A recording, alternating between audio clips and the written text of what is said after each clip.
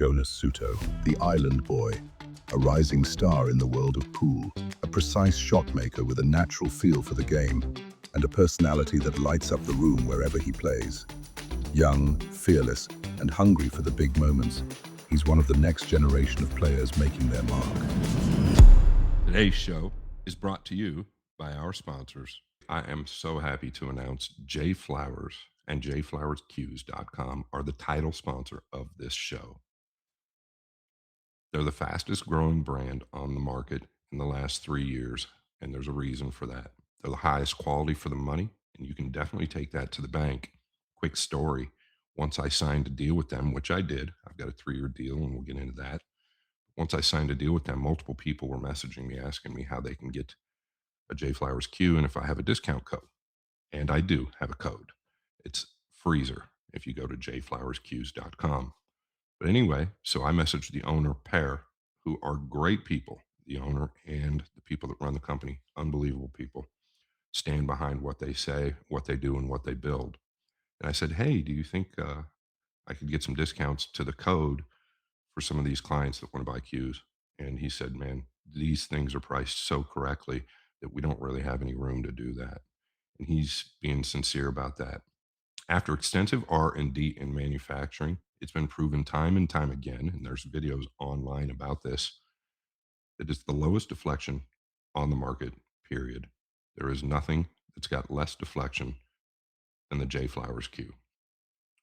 So getting to that, Carl Boys and I shot a video about a year ago at a big event, and I didn't have my Q, so I used his. He's sponsored by J Flowers. I absolutely love this Q. I do not play with carbon. I've got a little too much power. It's hard for me to control the cue ball in tight areas. So when I'm drawing it, I would always overdraw the ball or underdraw the ball. So I reached out to Flowers and I talked to them in depth about what I liked and what I wanted. And they offered me a deal. So grateful for it. They shipped me a JF 2020. That's the model Q I use. The key to this is the SMO shaft. So the SMO shaft is carbon on the inside and then maple on the outside. So it's wood and carbon.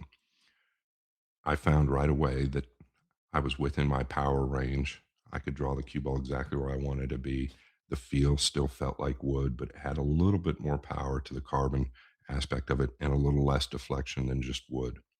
Do me a favor, guys. Go support jflowersqs.com. At least take a look at the pricing and their selection. It's incredible. The brake cue, okay, it's got a rubber grip. It's unbelievable, this brake cue. It hits so clean. Breaks the balls very, very pure. The jump cue, Jason Shaw, representative of J Flowers, in my opinion, top 3 jump guys on the tour. You've got to check the jump cue out as well. It's also got the rubber grip. And everything comes with extensions. If you'd like it, my cue has a carbon fiber extension. Check them out, guys. jflowersqs.com. And if you order something, tell them the Freezer sent you and use code Freezer. What's up, everybody? Freezer here from the Boom and Freezer Show. I've got my man Bobby Boom right there in the screen, and we've got a special guest from Ibiza, Spain, 24 years young, and he's taken the world of 9-ball by storm. Please welcome our friend Jonas Souto, a.k.a. the Island Boy. What's up, Jonas?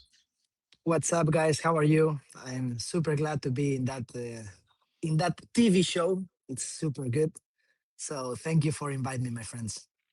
Of course, Jonas, and it's a podcast in America, right? Or in a I podcast. know. It's America. I was kidding. I was kidding, bro. Yeah, Jonas is a good friend of mine. I'm really excited to have him on the show. I got a bunch of stuff. Gets questions to him and let you guys know what he's all about because, like my man Scott said, this kid is taking 9-ball by storm. To give you some things right here, he's 13th right now in the WNT World 9-ball. That means he's the 13th ranked player in the world. He's also a junior world champion. He won a world champion. I believe he won 2 WNT events, if I'm not mistaken, second in another 3 WNT events. Thank you very much. And second in the UK Open as well. And we're going to talk a lot about Jonas. I'm happy to see you, man. How are you doing, my friend? How are you, my friend? Everything good? No, no, no. Now I think you are correct. Only two, only two. Oh, thank goodness. Thank goodness. Bobby was right. I don't remember. Yeah, yeah, yeah. Everything is good. Yeah, Yeah. I think you came in second twice, right? In Pennsylvania yeah, and in UK, and yeah, then you won yeah, the yeah. Seattle in what was the Mexico. what? Yeah, Mexico. But you also won Oh no, no, the no. I won y- Finland. What's the mean? yeah, I won the Finland. Expo, the Expo. That was the match from, right? No, no, no, no, no. I won No, Finland. Finland. In Finland. Finland, Yeah, Finland. the town V10 that was ranking event. So it's three. All right, there Yeah, and you I go. think Neil's won the expo, the Super Billiard Expo. But Yeah, I this was year. there. I was there when I think Sky won in Pennsylvania, right? Where Yeah. did you lose to Sky in the finals there? Yep. Looked Yeah, like you were yeah. gonna win that. You drilled me playing one pocket too in that event. I No, I remember don't that. want to That's say what- that. I don't want to say that. You can say it. It's okay. I'm old and Listen, retired. listen, it was amazing, because I didn't play one pocket at all. I mean, I play a little, the regular Yes. player, and I have to play with the Scott first. And I said, bro, I'm gonna get smoked because I'm playing with probably one of the goats of this sport of this game. Game. Yeah, they go So for sure.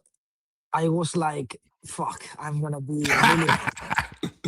And You listen, kept I saying thought, that to me. You kept saying that to me beforehand, and it really got to me. I'm like, oh no, gosh, but because I no, like but you a lot. I like you a lot, and I was no, like, oh no, this is bad.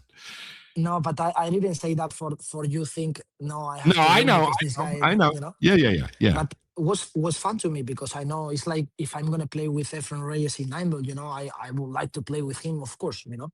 Yeah. So, but what's the reality? The reality is like maybe the odds is like 50-1. You know what I mean? So it's like I was like, okay, just enjoy. And I got some lucky shots. I played good, I think, also, and I think you made a couple mistakes, so I just Well, win the match. I know we don't want to go down this road, but your cue, I've said this since day one, on regular pockets or decent pockets, anybody like you with a good cue ball that's a great shot maker, that's the difference in a game now, where you got guys that don't play it as much, like Gorst and Filler, a guy like you.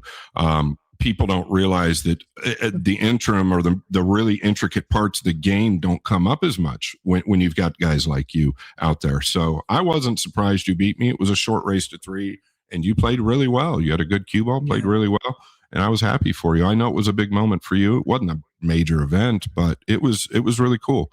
It was cool. I was happy for you to win that Yeah, match. listen, I promise you, when I beat you, I say no, I don't believe it. Finally, it's because it's your game. You know what I mean? It's one packet. It's not 9 ball. It's not 10 ball. So it was something new to me, but it was a Yeah. great experience. It was a great Awesome. experience. Yeah. Awesome. So Scott, I want And to sorry, ask. sorry, my friend.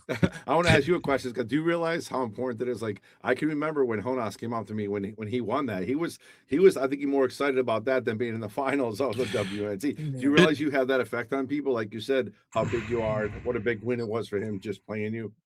No, it's pretty cool, right? Like I think it's kind of weird, right? Because you win so many matches playing one pocket, but you lose a match like this to a guy like him, and I think it definitely makes a bigger impact on me than winning 20 or 30 matches, right? Because when we're talking about it now and what you just said, I don't realize what it can do for people or what it does, right? But I guess that it's the same thing back when I was young and I got to beat Efren a match, right? When I beat Efren a match, unbelievable. So it's a great feeling, and that makes it all worth it. And I think that's the circle of time as well. I think that's how the younger generation comes up and really gets confidence and improves, and no matter what game it is. So I think it's really cool. Yeah, I guess my action in USA playing one packet is done. You don't need it anyway, amigo. You're on the right track. I know. Like Emily says, if you play good pool, you start making money matching them. You don't even need those big action matches, right? You don't need them. True story. I mean, I think the people they play like big matches. Like for example, I saw the recently match between Oscar and Guama. I don't think Oscar needs to play a big match. I mean, I don't think so. I think he plays with because he likes, right? Finally. Yes. So I think finally things they play a lot because some players they play, I think, because they like to play. And also I think a lot of players they play these big sets because of ego. Because maybe they lost and they want the revenge or they wanna, you know what I mean? They don't wanna beat down another one. on if they beat or they take some of money from them, they want to take the money back, you know. So I think it's for that they want to play also. Well, to be honest, you're right. When you just said that ego, let's just be honest. We all have it at the higher level. And when I would lose to somebody way beyond the money, it was me wanting to get revenge and come back, work harder and find a way to beat that guy. And at the end of it, it's probably ego, right? You're trying to protect your ego and a lot of other things. So that makes a lot of sense. I agree. All right. So Jonas, what are you doing right now? I know it's kind of a quieter time as far as the pool world goes. Tell us what you're doing right now. So right now I'm in Galicia, in Vigo, the city. The name is Vigo. It's in the north in Spain. So I born here in like 30 kilometers from here. I born. So my father is still living here with his wife and my little brothers. So I'm always after the season. I always try to come here because I don't see them too much during the season. Finally, because we travel a lot, you know, our schedule is too big and we are in the travel in the competitions, so we don't have too much time to see them. So I always trying to, when I have like a free time or vacations time, I want to come here. I want to see them because they were little, now they are like me, you know. It's like the times goes. And yeah, I always try to come here to see my father, to see my family here and my brothers.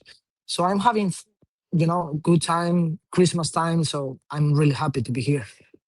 One of the things about Jonas I became so close with him is just knowing what kind of person he is. What he just said right there is all the respect in the world. You know what I mean? He's out there hustling, busting his ass, and he wants to come home and spend time with his family. But I'm sure he's practicing, right? You said you were practicing right now, actually, right? Yeah, I mean, I took 3 weeks off, like no touch any Yeah. cue ball, like I didn't touch any ball. But after 3 weeks, I think I have to start a little bit, just maybe 1-2 hours per day, just for take the feeling. And before the first tournament in January, is the 6th of January, we're gonna fly to Taipei. I think I'm gonna do a little more, but now I'm just playing like couple hours per day.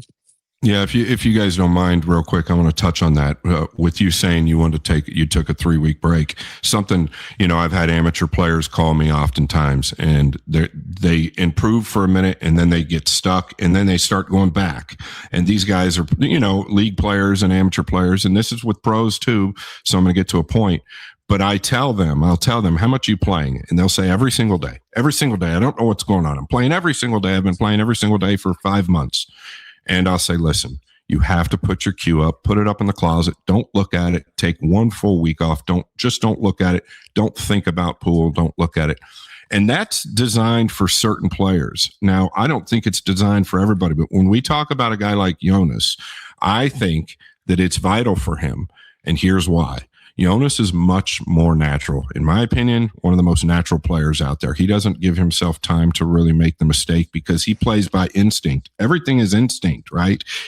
Of course, he needs practice. Of course, he needs to put in the work as much as anybody else most of the time.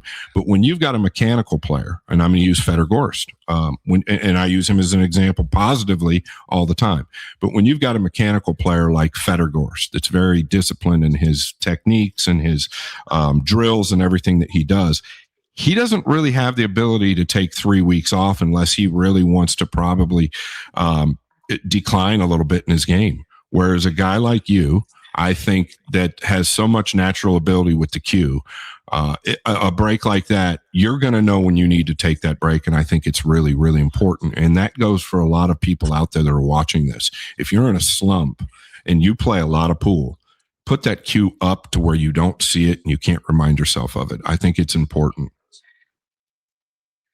Yeah, I'm totally agree what you say. Finally, I mean, for me, I'm talking about myself. I don't know the rest of the players, but I think our season is too long.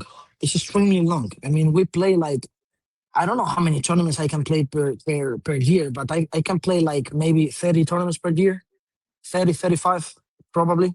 Insane. Like all over the world too. Not next door. Everywhere. It's like, so it's like crazy. So finally, when you have some free time, I think you don't have to think in pool. No. If I'm honest with you, I don't see pool. I don't watch pool. Good. I don't watch pool at all.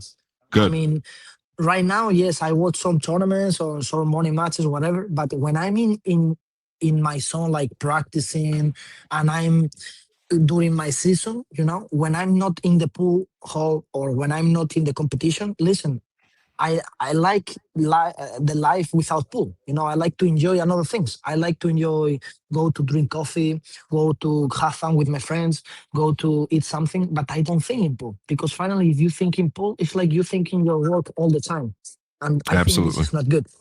Agreed. Your brain has to rest also. So I think that's important, really important.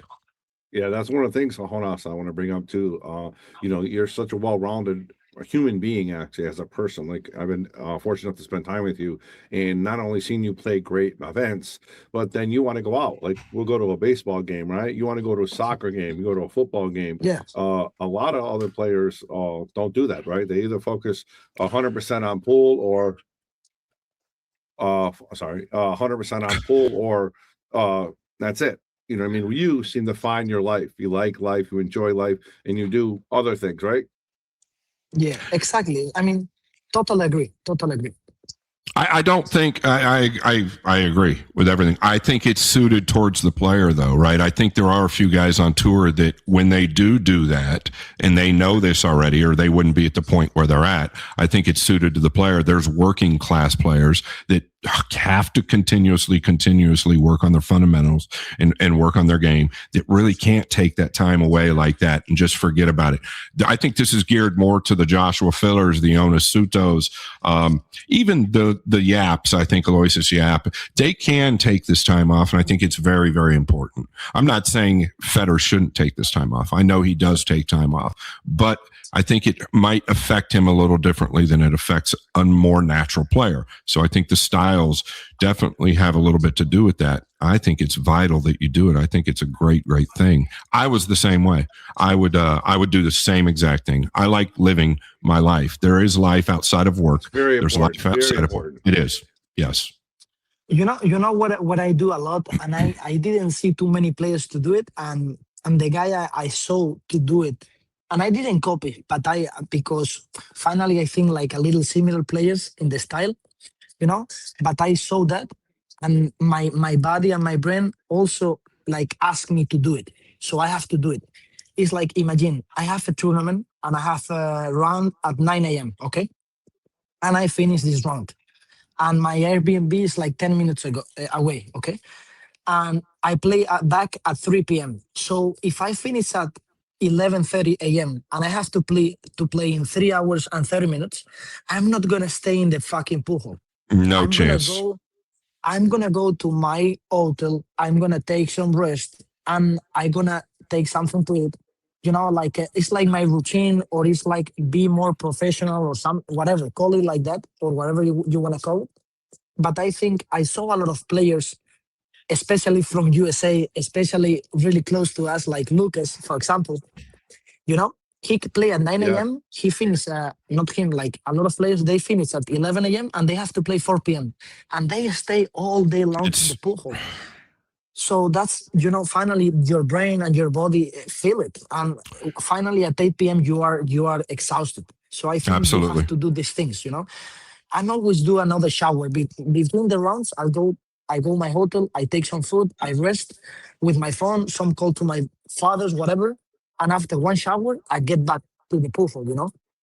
I cannot stay in the pool hall. Vital. I think that's great information as well. Probably for me too. Same scenario. Let's say I had 2 hours between a match, or 2.5 or 3 hours. I'd go to my room, and it's not personal to a friend or anything like that. But if somebody texts me and I read the text on my screen and it has anything to do with pool, I won't respond, because I'm trying to get away from that as much as I can in between that time and rest my mind. Like Yeah, exactly. Jonas just said, you're sitting there in a tournament room. And this goes for league players too. You go to Vegas and play in these league events. Get away. Once you guys are done with your match, get away, go do something fun, get your mind completely off of what you're doing, because you know what you're going to do when you get back there. And I think that that's really important. Yeah. The player I forget. The player I saw do it a lot is FSR. Fran do that a lot. Fran maybe has to play 4 rounds in one match in one day, and he gonna shower 4 times. Yes. 100%. I promise you. Because I've been with him in International Open, for example, and we arrived to the semifinals together, and he became runner-up, and we did all the same things, Like we went to the breakfast, we come, we shower, we play after we go to the room, we eat something, we shower. You know what I mean? Like it's like the routine. But I think we need that. I can't believe these Filipinos back. I know, Jonas, have you been to the Derby City Classic? No, I never been, but Okay. I don't know if I want to go. If I'm honest. Yeah. It's a grueling event. Okay, it's a grueling event, and Efren would go to this event, and I can't believe it. But he's different. Efren's different. He would go to the event. I watched this for years, and he would play his match, and he'd probably have a couple hours between his next match, and he would just go over in a chair in the pool room and just go to sleep, and he would do this all week long, all day long.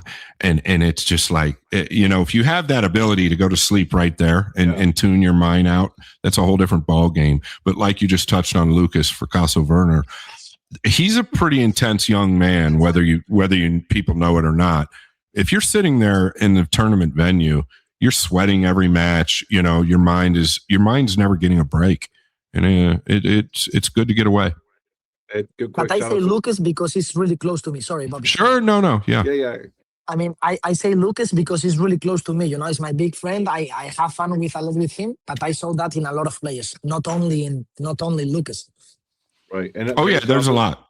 Shout out to Lucas. He just won. But by the time was there, it's going to be a couple of weeks right now. But he just won a split bracket. And he won like 25,000 or 20,000 in a split bracket over in Tennessee. Wow. Yeah, a handicapped event, and then the Calcutta was more. Yeah, the Calcutta I think was 19, and the tournament was like 7. At JOB's. Not 100% sure, but Hennessy goes to the event all the time, and he was in it as well. He beat Hennessy to get to the hot seat, and then he ended up winning the whole thing. Nice. Well, touching on Lucas, right? Lucas is a guy that, for me, before the Mosconi Cup, was definitely in my conversation. But and it has, for me, I have no bias to who he is or who he's friends with, but he's got a lot of talent, and I really, really hope this year that he plays as many events as he can, and continues to fight and talk to you, Jonas, and just do everything he can do to continue to improve, because he's got so much talent, and it would be a waste to see him get away. I mean, when I travel with Jonas, that's the we're talking about his professionalism and what he does. Like, I'm not a professional pool like you, Scott. You know what I mean? So I didn't know what to expect. But he would go play a match, and then we would be 20 minutes away. He'd be like, "Hey, let's go back to the room." You know what I mean? Like you said, he had a total professional mindset when it comes to events. You know what I mean? He was doing sleeping right, eating right, doing exactly what he's supposed to do. And we don't see that from the American players as much. I think that's why the Europeans seem to be a little bit, I don't know, better shape, but better psychologically a lot of time for these events, right? Much more structured. I think much more structured. The difference is because in USA, the players, also the players, not only the people like pool, also the players, they don't see the pool like a big sport. In Germany, in Spain, or in Austria, in Poland, they see the pool like a sport. And they want to be a sport, and they want to be athletes. You know what I mean? They want to be professionals. Yeah, elite. So for sure. It's totally different. I mean, I don't have nothing against that, because finally, I like the American style. Play pool, play for money, play like a Skyler Bulber style, or all these things. You know what I mean? But finally, it's not only in the table for be professional. You have to be out of the table. You have to be professional out the table. You know what I mean? I have really big history from Dick Jaspers. Do you know Dick Jaspers? Yes, of course. Listen, I heard from people from New York, they play carom. This guy, I don't know. I just played with him not long ago. Go ahead. It's like I don't know how old is him, but probably is the more regular player in history. The regular player, it's only him. Yes. He doesn't go like that, okay? So the people, they told me when he's in New York, he always goes to sleep at 8 p.m. He wake at 8 a.m. He go to run. He eat at the same time. He practice at the same time. He does everything for pool. For carom. So he's professional the 24 hours a day. So Yeah, that's the yeah, difference, I Yeah, think. agreed. Jonas is talking about Dick Jaspers, Yeah. world class, probably the most consistent three cushion player I've ever seen. I had the opportunity to play some matches with him. And then what you're speaking on, Jonas, Bobby knows this. I preach it all the time, and it's one of the big areas that need fixed within Team USA. And in 2 or 3 weeks' time to work with those guys isn't enough time. And that's what kind of gets into the issues of the rankings and then the wild cards. But we come up, and I put myself in the same category. We come up in America kind of scattered. All right. We have NFL football. We have baseball. We have basketball. We have golf. We have tennis. We have all these sports in America that overshadow pool. There's just no question. Pool is not even on the radar in America as a sport, which is unfortunate, and hopefully that can change at some point. But coming up, even Lucas, he's a byproduct of it. Skyler, a byproduct of it, right? Coming up, the problem is you play a weekly tournament or you play a tournament this weekend. That night, you might be gambling with somebody, right? This guy that you might be gambling with could potentially be your Mosconi Cup teammate down the road. So what happens over time, years and years go by with this happening. What happens over time is these guys are actually getting structured and trained and don't even realize it. So what's really happening is it's not a bad thing, like Jonas just said, but it's also a real issue with the concentration and becoming a brotherhood, because you don't know who you're going to be teamed up with. So the flip side of that is in Europe, right? In Europe or wherever you guys are from in these different parts of the world. Very rarely, especially in Europe, would you guys go play a Euro Tour event and then start gambling with one another. It just didn't happen. So everything was structured completely differently. I have to be up at this time in the morning for my 9 o'clock match. Then I play at this time. Then I play at this time. I'm done at this time at night. Go get some dinner, go to bed. In the States, it's completely the opposite. It's not our fault. It's not our players' faults, but it's a major problem with what happens once we arrive at the Mosconi Cup. That's why the preparation is so vital, and that's where the hard work really comes in. If these guys are forced to go to some type of a boot camp 8 hours a day for 5 straight days, they're not going to like it. They're not going to have fun. But by the end of that boot camp, and it's time to show up on that table, they will all know that they're ready. They'll know they're ready, and it's going to take more time than that. But you're 100% right, and I just wanted to kind of touch on that as well, since you did, Jonas, and that is probably the biggest underlying factor with American pool players, and it's not a bad thing. It's just what it is. This break is brought to you by our sponsors. I'm going to take a minute to talk about NM Billiards. NM Billiards is Nick Marino Billiards, and what Nick Marino does, his business is in Connecticut. I believe it's in Berlin or New Britain, his home base. But what this guy does for the pool community, he sells pool tables, he refurbishes them as well, and he also has some cues. But what NM Billiards is, it's a family business. He has his daughter and his son involved in it. But they move tables, they sell tables. So if you're in the East Coast, you want to send him a message. The link is in the bio. That's NM Billiards, and he's one of my good friends, Nick Marino. But what this guy does is he moves tables. If you need something to be done, if you have a table you want to get rid of, or if you have something you're looking for, give him a call, give him a shout out. He'll take care of you. That's NM Billiards. Check out the link. So whenever you're in the Phoenix Valley, whenever you're in the Valley of the Sun, it's here in Arizona. You've got to come to Phoenix and check out Metro Sports Bar and Grill. Metro Sports Bar and Grill is your host for sports. You can watch any of your sporting teams on, I think, 40 or 50 flat screen TVs. They've got a section just for sports. But more than that, they've got 8 pristine Blue Label 9-foot diamond tables. That's 8 pristine Blue Label 9-foot diamond tables. And this guy, David Lee, the owner, recovers these tables literally every few months. They play like brand new. If you ever get a chance, you have to stop in, especially to Metro Sports Bar and Grill. Not only that, they have 9, that's right, 9 Blue Label diamond bar tables, right? And they play absolutely perfect as well. They use only the best in Aramith pool balls. This place is your host for wings, beer, your best sporting events, and the best tables in the Phoenix Valley. No questions asked. Do me a favor, head over to Metro Sports Bar and Grill, say hello to David Lee, and use my name. Tell him you stopped in. Maybe he'll buy you a beer. Thanks to Metro Sports Bar and Grill. Wayne Harriman, the Sandman. Wayne Harriman's been he owned a company a while back and he sponsored the Boom and Freezer show. He since has retired and he still is a sponsor of the show. And I want to give a shout out to my man Wayne Harriman. They call him the Sandman. Great player, a huge ambassador to the sport, always helping out, donating to charities and anything to do in the pool community that needs help. So I want to give a shout out to my man Wayne Harriman, the Sandman. Thanks for sponsoring the Boom and Freezer show. We really appreciate it. I know Scott does, and I do as well. Thanks a lot, Wayne. So we all love stories of tragedy to triumph, and this is definitely one of them. Manuel Gonzalez Jr. was tragically injured in Vietnam. He underwent multiple surgeries and ended up losing his right arm and his right leg. He ended up becoming one of the best pool players in the Denver area. And I think that's pretty heroic and inspiring. People would always ask Manuel, how did you do it? How do you do it? And he would simply look at them and say, control the rock. What he means by that is control the cue ball. Do me a favor. Please go to controltherock.com.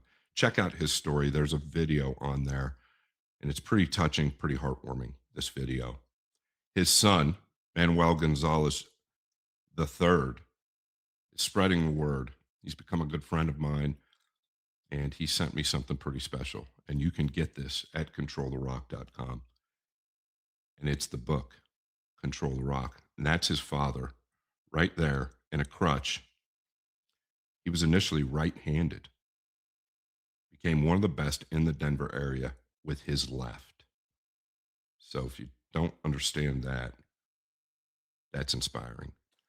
I just want to thank them for their support. I want to spread the word. ControlTheRock.com.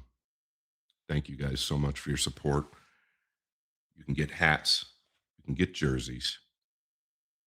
Thank you guys. I'll talk a little bit about my friend Andy Gow. Andy Gow has been a friend of mine for a long time, and he is an inspiration to me. He's an actual pioneer. He's the one that pushed me to start doing videos and run my shark stream.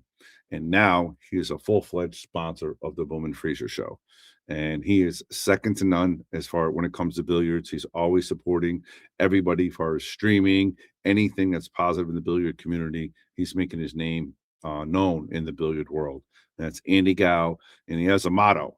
You know what his motto is? It's like, share, and subscribe. So here's to you, Andy. Thanks a lot. It's the Pacific Northwest. That's right, the Pacific Northwest. It's PNW Pool Thing Stream. Now listen, go to Facebook, PNW Pool Thing. That's what it is on Facebook, all one word. Jesse Johnson is the founder of PNW Pool Thing Stream. It's your home for medium to high stake action in the Pacific Northwest with a touch of woodland mystery. What I mean by that is Sasquatch is the logo, but they're up there in the Pacific Northwest. There's a lot of woods up there. There's a lot of funny things going on, but you should check this stream out. 24/7 stream. This thing rocks and rolls. They've got action nonstop. And from what I understand, it's probably the best stream up there in the Pacific Northwest. Do us a favor. PNW Pool Thing on Facebook, all one word. Subscribe. It's free, and enjoy the show. I take a minute here to talk about Agape Sober Homes. Now, Agape Sober Homes is something close to my heart, and I'm sure everybody out there can relate that somebody had an issue where it's where they have abused drugs or alcohol and had a hard time dealing with it. What Agape does is they are a nonprofit organization, and they're looking for people that are interested in donating or helping out those in need. What they do is they have an awesome project there where they're trying to get as many homes available to these people that need it, and they do it in a nonprofit fashion. There also is a little thing there where you can actually become an owner and possibly purchasing rooms and houses for these people, for the people that need. So if you're interested in volunteering, donating, check out agape.com. The link is in the bio. Again, addiction is near and dear to everybody. Everybody knows what it's all about. If it's not you or somebody you do know somebody that had it or has that issue or deals with it. So it's a great cause. We're happy they are part of the Boom and Freezer show. So check out their link. If you want to help out, again, they're looking for donations. They also look for volunteers, and they do a lot of cool things. So check out the website. That's Agape Sober Homes. Thank you. Now, back to the show.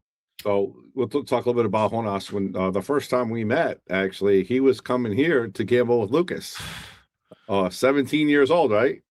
So No, he's a little like, bit more, maybe 19, 19. no, definitely not 19. No shot. Yeah. You think so? 100%, 19. Really? Yeah, 19. Okay. So 100%. just like everybody else, Moritz and all these guys from overseas, they want to come over here, America, and then that's where they get introduced to gambling, right? Because you weren't gambling in Spain, right?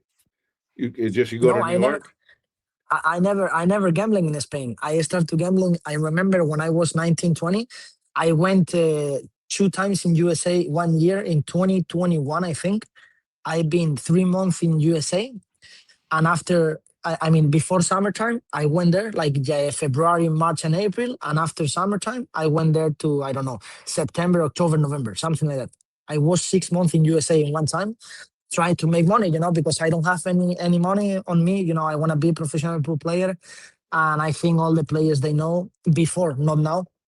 If you want to do something with pool, the better place is USA for make money. Yeah, and so and we can turn back the clock a little bit more. 2010 to like 2015. Who in America was gambling more than me? I'll just be honest, it was me. So Darren Appleton, Jason, it's true, it was me. I was wild. But those guys, Darren Appleton, I would stake him and steer him a little bit. Jason Shaw, that's when he started coming over. So basically the same thing, just repeated patterns, right? In order to get that seasoning, this is where they'd come. Yeah, we had Moritz on the show a couple of weeks ago. We talked about it. You had almost a similar thing before him. You came here and you won everything. You came in, you went over the snookers, you won the Connecticut Open. You came in and did everything you need to do, right? I mean, you made good money here, right?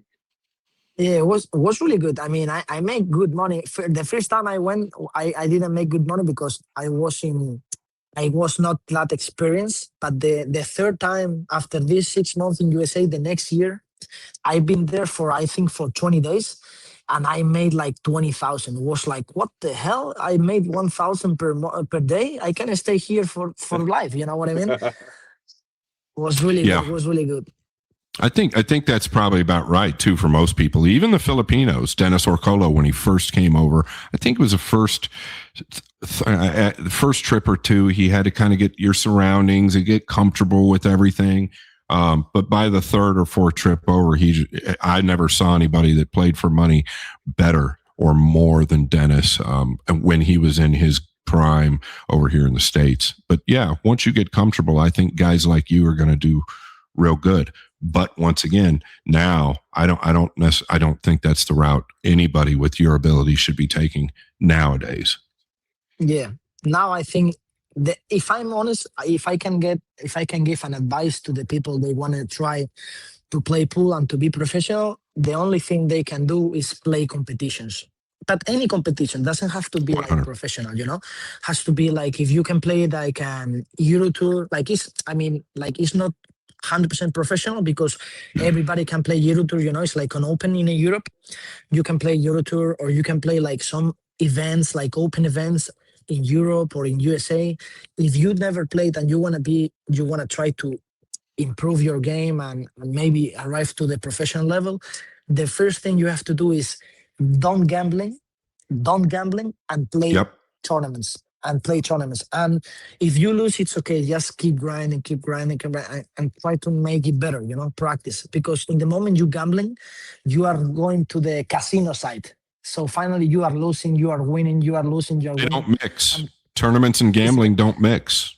Yeah, exactly. So if you want to improve, just forget gambling and try to play competitions. Great advice. Let's talk a little bit about your tournaments. How old are you when you won your amateur event, your world championship? I was when I when I was my like under 19th World Yeah, Championship under was I was 19. 17. I was 17. Who did you beat? What were the names that you played? People like So I Lucas. beat Lucas Fracasso Werner. I beat him in quarterfinals. Was crazy. It was crazy because when I saw him for first time in USA, the first time I went to the pool hall of Yeah. Bobby Hilton pool hall, Yale I say, what the Billiards. fuck? Yeah, I say, what the fuck? I beat this guy in the world championship. I didn't know it was him, you know. But Oh, when I saw really? him, I said, wow. Yeah, yeah, I promise you. I promise you. Yeah, yeah, And yeah, I beat this guy. And after I think in semifinals, I beat Robbie Capito in semifinals. yeah, And in the final, I beat Sanjin Pelivanovic. I Wow. won. Yeah, yeah, yeah. yeah. Was a tough How draw. many Was a tough how draw. many players in that event, Jonas? I think 64 or Wow. Strong 32. field. I don't know. Yeah, Strong yeah. I field. don't remember. It was long time ago, but yeah, something like that. But I lost my first round. I lost my This first round. this this guy's 24 years old and said it was a long time ago. My gosh, Bobby, we're I old know. as dirt, bro. I, We're old. I know. Oh my god, dude. Sorry, guys. I mean, a little time ago. Sorry.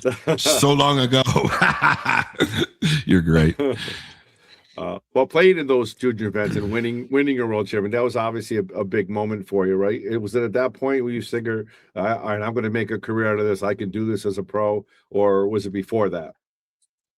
No, I mean, I have one big, like, good history. Finally, when I was young, you know, my father and my mother, they have a pool hall, you know, and I always try to play, like, having fun. Like, you know, I was a kid. I started to play like with 5, 6 years old. So, you know, I was growing up, and I went to the Spanish Youth Championship, and I did great. After I went to the European Championship, I did great, and then I won the World Championship, right? The under 19th. So after this, I got some money. I got like maybe like 4 or 5 thousand euros. It's like $6,000, you know. So I say, when I won, I say to my father, "Hey, father, I don't want to study because I don't like, if I'm honest with you, and I want to try to I be don't like professional it. pool player. I want to try to be professional pool player." Yeah. And he told me, "Okay, you can get this money because it's in your bank account." In that moment, I don't have access to that money, you know, because I live with my fathers, and they, you know, I was young. But he told me, "I'm gonna give you an advice. You have already 18 years old, so do whatever you want, but I'm not gonna pay you the tournaments. If you're gonna take this money, your 5,000 euros, for investment, for try to travel and to be professional, go for it. You have my support. But if you don't arrive to your point and you lose all your money, I love you, but I'm not gonna pay all the season. Maybe I Wow. can help you, but I'm not gonna pay you all the tournaments because it's expensive and my family works also. So my family is not millionaire, you know what I mean? So he told me, just take your chance, be smart, and fight for it. And I was super smart because I think, okay, so I'm gonna split in 2 times. I'm gonna take 200, 2,500 and 2,500. And in the first try with 2,500, I arrived now. So I never lost that money. So it was really good. There you go. That's perfect, right? You didn't have to go to second try. Yeah, And But touching on that. Go I ahead. really like my father point because, That's where I was going. some people, they give everything. Yeah, yeah, yeah. Let's go. I give you, and they don't fight for it.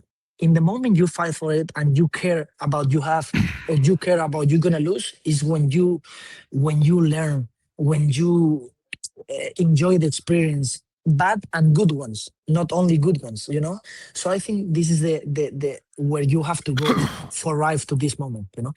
I think it means a lot more, right? When your father, you know, you have his love and support, right? But when you are actually investing in yourself, it means so much more. And I don't think it could get any better for a young player out there with that type of support instead of. And I was guilty. My father helped me a lot when I was young. He was a lot older than a normal father. He was 57 when I was born, and he did help me a lot. I just had an incredible drive to get better. But this day and age, I think that's also really, really good advice. Now, it's not advice. Some players are going to have be a little lucky to have a parent like that. But I think that's an amazing thing, Jonas. Really good. Yeah. Thank you so much. Yeah. Yeah, I want to say definitely. hello to my family. I love you guys. Nice. Are your brothers playing pool? No, I say No. them don't play pool. Just play golf, play tennis, whatever. Don't play More pool. great advice. More great advice. You say You know, that. my father was. I mean, you know, I call my father, but I have like two fathers. You know, because my father and my mom, when I born, they separate. So Yep. now I'm in my father's house, but the husband of my mom is like my father also because Right. He brought you I up. grew up with him. Yeah, he grew up with Yeah. you. Sure. So I have like two fathers. So the guy my father he's with my mom. Uh, he was a pool player. He been in Vegas in the 99, in the 20s, in the 2000s. You know, so was I always told the people if my father was football player, maybe I play football. But no, my father was a pool player, so I have to play pool. You know, I had this bad lucky. We have a lot in common, actually, from the father's stepfather, and very, Yeah. very much so in common. I grew up the same way. Yeah, I was very lucky as well. Let's talk a little bit about your career. You joke around, you say you don't want your brother to play pool, but talk about your life, right? First of all, if for those of you who don't know, you want to go check out his channel. What is your YouTube channel on us? Hey, my channel is Jonas Souto. I don't know if you can put it over here We or will. whatever. Austin, Like, put it on there. yeah, We'll put it there. yeah. So now I'm just finally I think I wanna show the world if I can arrive to the people how is pool and how is the competition and how is the pool world because a lot of people in the world they think pool is just a game, it's just a game for drink or you know what I mean. And finally, it's a lot of people they like to play pool, they love pool, and they live from the pool. You know, so I want to show the people what that means, and I want to show the people everything about the pool. So that's why I'm using my YouTube channel because I'm gonna start to do like a video blogs and like pool videos for my channel. So yeah, I'm really motivated of this. Yeah. So Yeah. just so you know, if you go check out his channel, he did it. I think I want to say it was an hour episode, right? Of Yeah, when it was South America versus Team Europe, and it was yeah. fantastic. And you get to see some of what they go through, but also you get to enjoy some of it. Like he's driving around in a Bentley, you know what I mean? No, no, Is no, it no. Rolls Royce. Rolls Rolls Royce. Rolls Royce? I'm sorry, Rolls Royce. My bad. Bro, it's levels, levels. You know? There's levels to this. There's levels to this ish.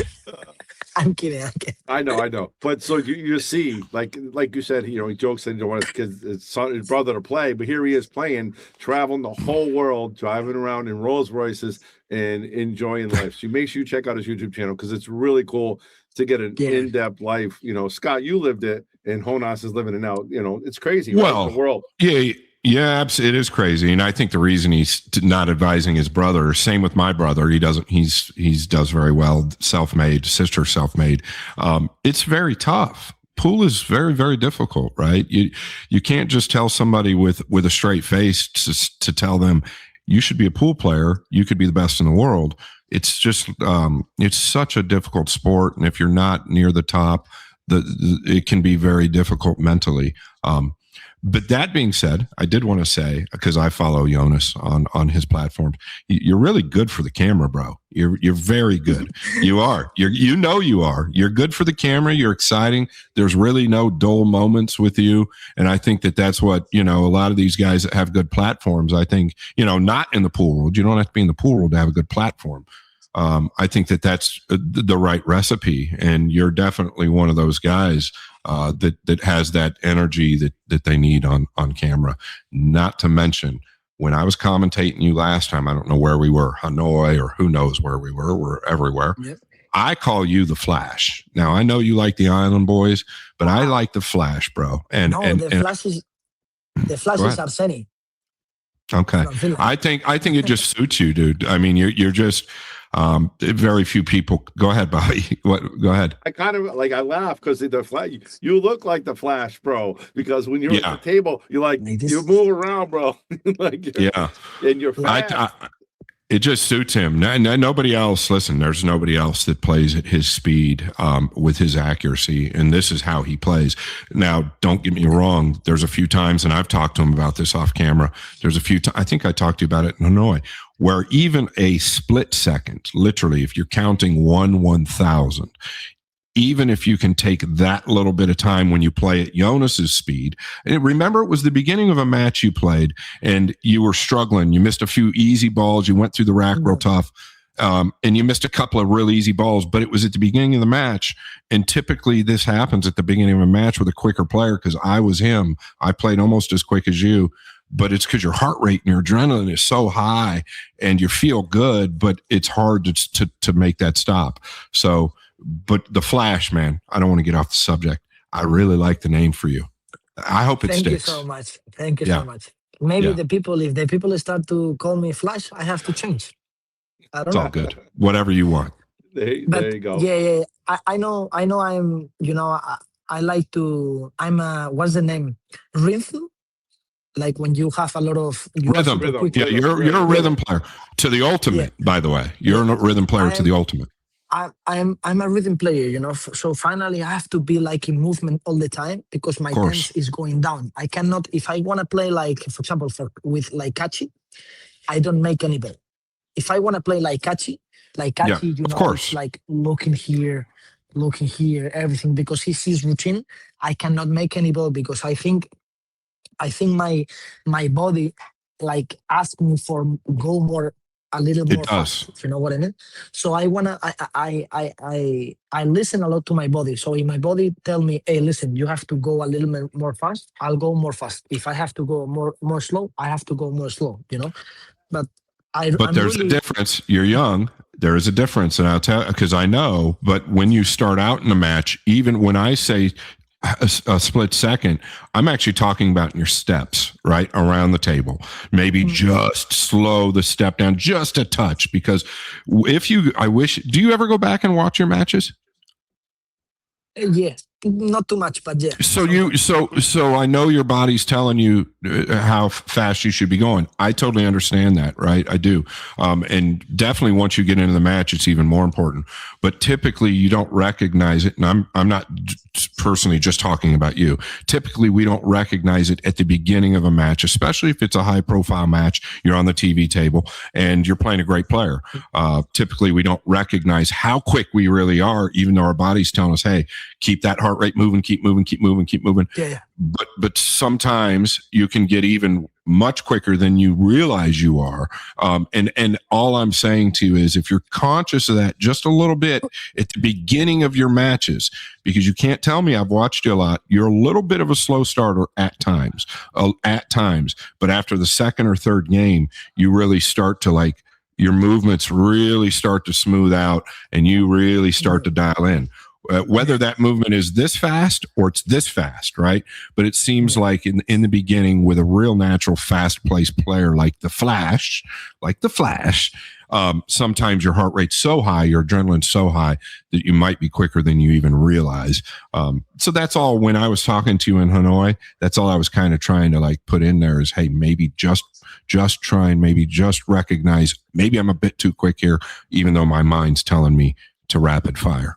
It is what it is. Yeah, I remember before the match in the last 16, I think was this match in Hanoi.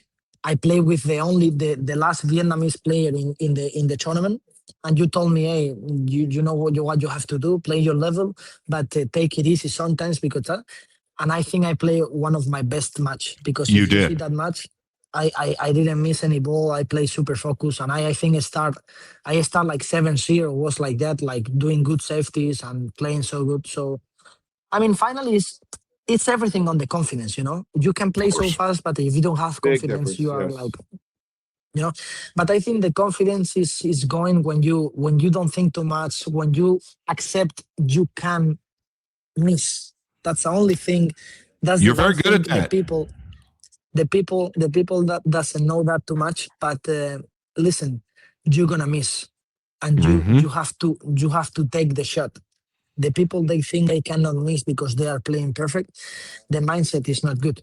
you're gonna miss, and you know you're gonna miss. It's not possible you're gonna play one tournament without miss a ball. But when you take the shot and you miss, it's okay. You go to the next shot. That's the difference.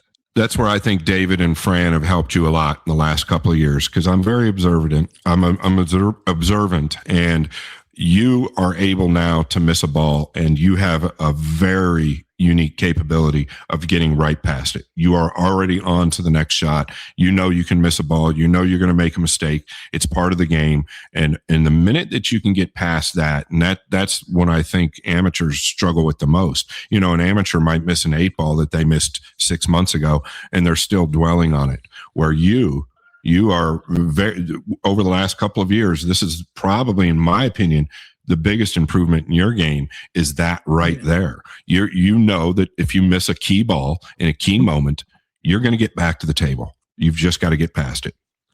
Listen, I'm totally 100%. Also, I'm working my mental coach. I have one mental coach, and it's helping to me a lot. He's one Spanish guy from here.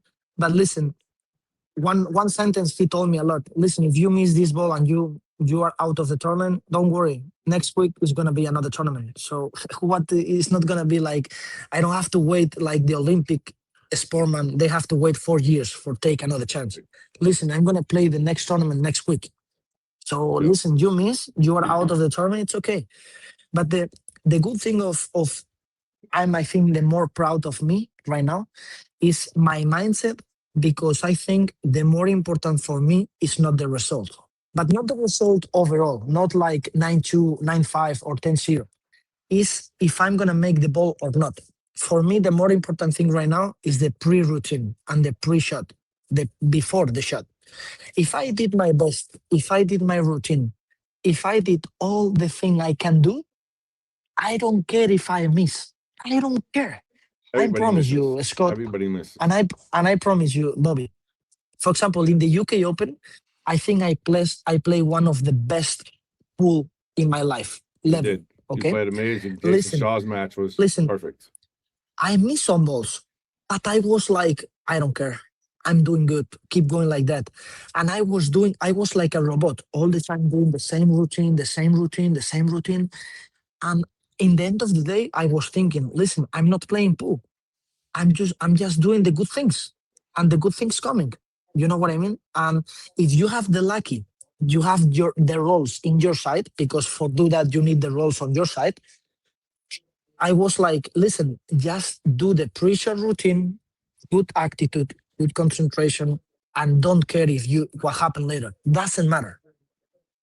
It's easier said than done, but that is really the recipe to being in the zone, being in stroke. That's the absolute recipe right there. If you can already come to terms with making terrible mistakes within the game, if you can come to those terms prior to the shot, meaning your pre-shot routine, if you're okay with that prior to the shot, you're going to play so much better and be in such a much better place mentally.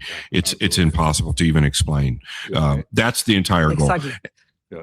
And our good friends, FSR and David, I can hear them in the back of your head saying the same thing.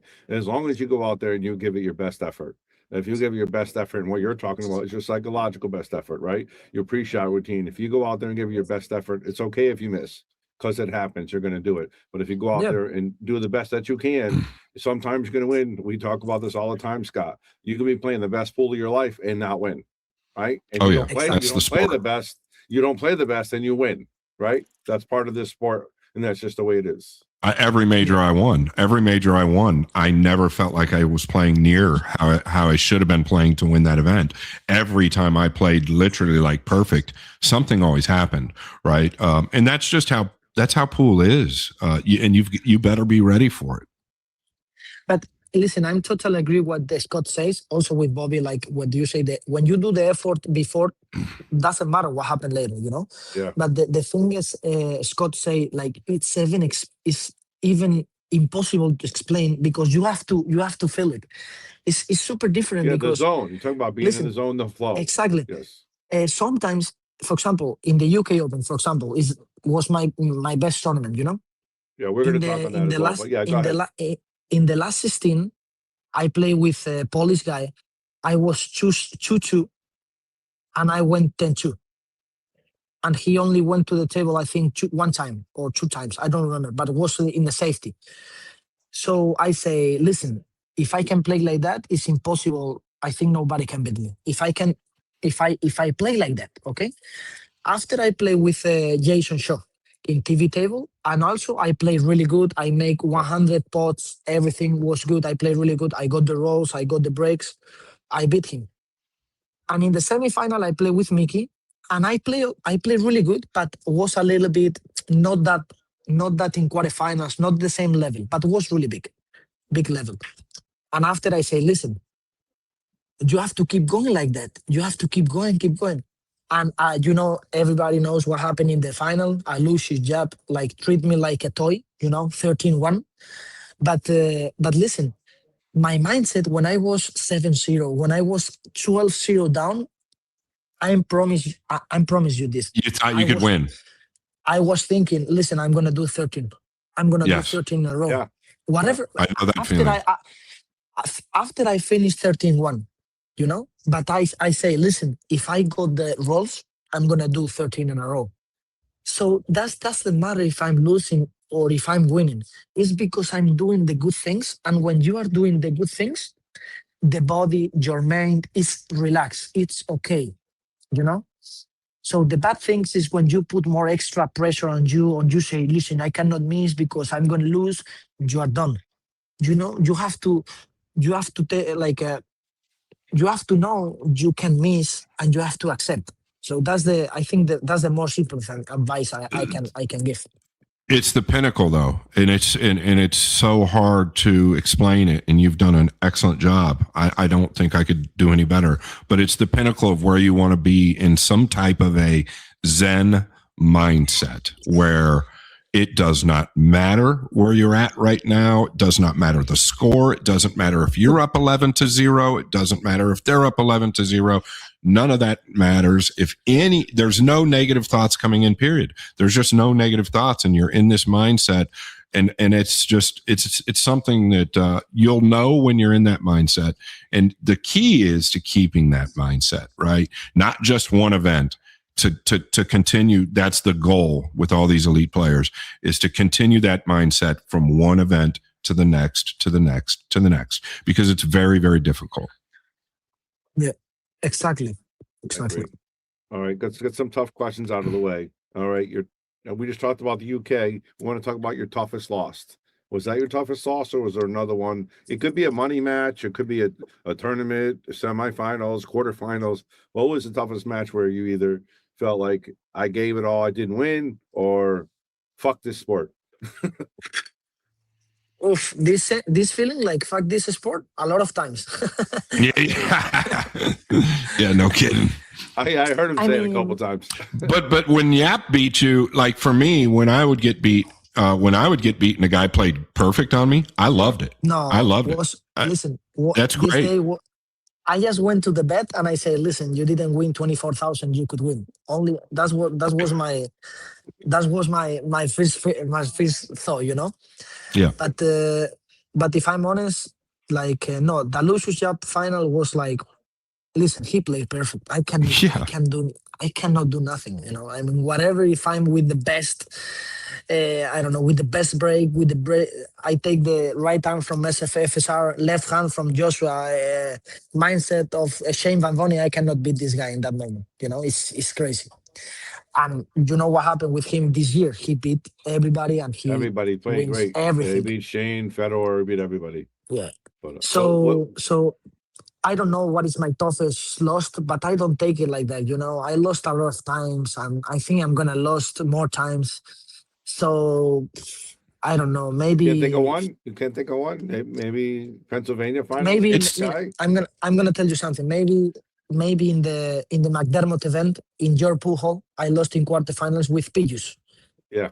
Probably there. It's not the biggest tournament. It's not the more important tournament, but I was there, and I think I played super good, and I lost like 10-9 or 10-8. I don't remember. So I was like, ugh.